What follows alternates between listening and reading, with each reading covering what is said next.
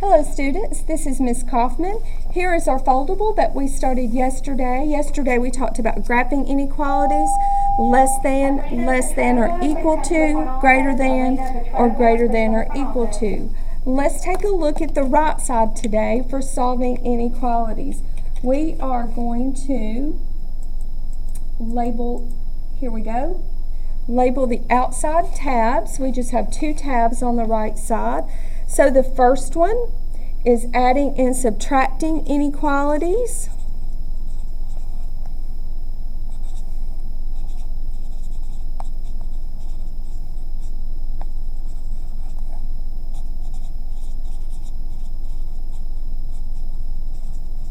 So at the top, adding and subtracting inequalities, and then at the bottom, multiplying and dividing inequalities.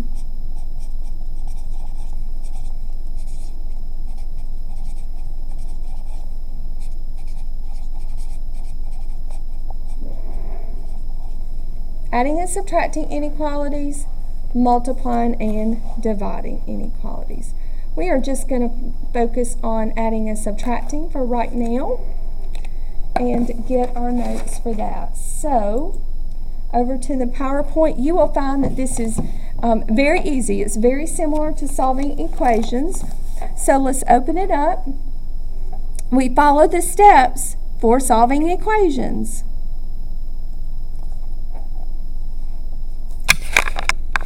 We do that by isolating the variable using isolate the variable, fill in the word variable, using inverse operations. Remember, inverse is like opposite operations. If you have addition, then you subtract. If you have multiplication, then you divide, and so forth. Next, we solve the inequality just like it is an equation. You have to decide, number 3, do we use a closed circle or do we use an open circle?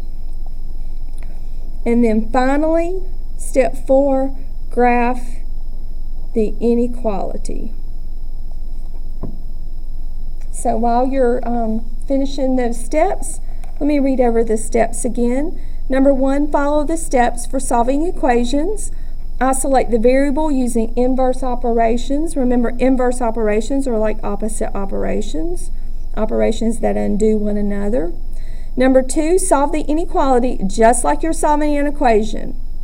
Number 3, then decide, do I use a closed or an open circle to graph?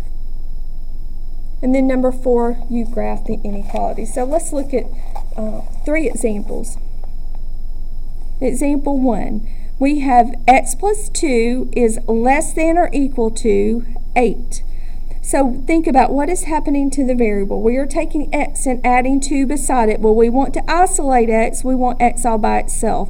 So I'm going to use the inverse operation for adding 2 and subtracting 2 from both sides. I'm left with x is less than or equal to 8 minus 2 is 6. So I go to 6 on my number line and I decide, do I use a closed circle or an open circle? Well, x is less than or equal to, I'm going to include 6, so I am going to use a closed circle, and you can go back to yesterday's notes. Less than or equal to, you use a closed circle. And less than is going to go in the negative direction, so to the left, and I'm going to make that line heavy so I can tell which way I am graphing. Example 2. I have x minus 5 is greater than or equal to negative 2. Look at what's happening to x. You're subtracting 5, so the opposite of subtracting 5 would be adding 5 to both sides. Minus 5 plus 5 cancels out. I am left with x is greater than or equal to, now look right here, I have negative 2 plus 5. Remember, when you add a negative plus a positive, you actually subtract those, so 5 minus 2 is 3.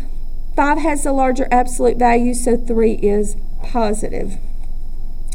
X is greater than or equal to, so greater than or equal to, I use a closed circle because it can include 3. So I'm graphing my 3, I'm putting my dot on the 3 for equal to, and then greater than always goes in the positive direction. Example 3.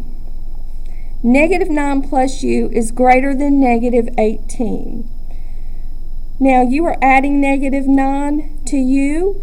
Think about what is the opposite, what will zero out negative 9, and that will be to add 9 to both sides. Or you can think of that as minus 9 and then plus 9 to both sides.